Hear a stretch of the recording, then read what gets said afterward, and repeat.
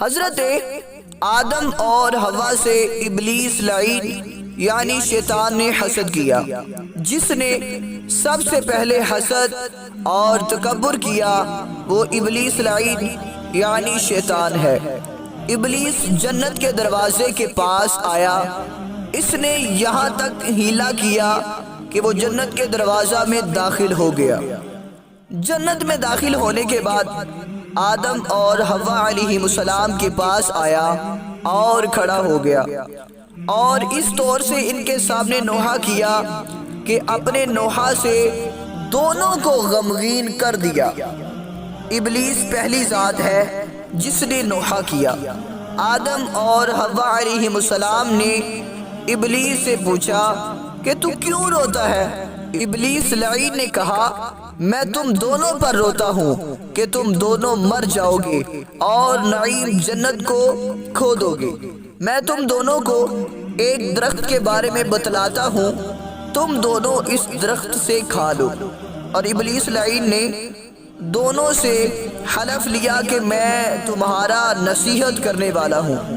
ابلیس لعین وہ پہلی ذات ہے جس نے جھوٹا حلف کیا ہے اور بعد میں آلودگی اور خیانت کی ہے، اور آدم اور حوا علیہ السلام سے اللہ کی قسم کھائی اور کہنے لگا تم دونوں میں سے جو کوئی گندم کا دانہ کھانے کے لیے پہل کرے گا اس کو اپنے صاحب پر غلبہ ہوگا۔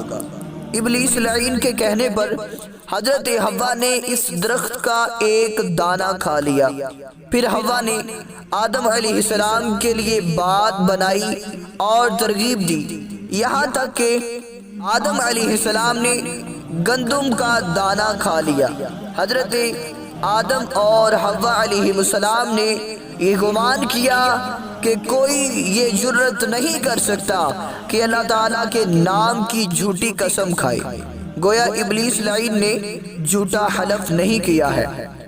دانہ کھانے پر اللہ تبارک و تعالیٰ نے آدم علیہ السلام سے فرمایا اے آدم، میں نے جنت میں جو چیزیں مباح کی تھی کیا اس میں اس درخت سے سعت اور فصاحت نہیں تھی؟ آدم علیہ السلام نے عرض کی اے رب تیری عزت کی قسم، بے شک جنت میں ہر شے فراخ اور کثیر تھی، لیکن میں نے یہ گمان کیا کہ کوئی تیری جھوٹی قسم نہ کھائے گا، اور اسی بات نے مجھے پھل کھانے کی ترغیب دی۔ اللہ تبارک و تعالیٰ نے فرمایا مجھے اپنی عزت اور جلال کی قسم میں تجھے زمین پر اتاروں گا اور تو محنت اور تکلیف کے بغیر معیشت نہ پائے گا۔ چنانچہ آدم علیہ السلام جنت سے زمین پر اتار دیے گئے، اور شیطان وہ ذات ہے جس نے سب سے پہلے اللہ تعالیٰ کے نام کی جھوٹی قسم کھائی، جس کی وجہ سے حضرت آدم اور حوا علیہ السلام کو جنت سے نکالا گیا۔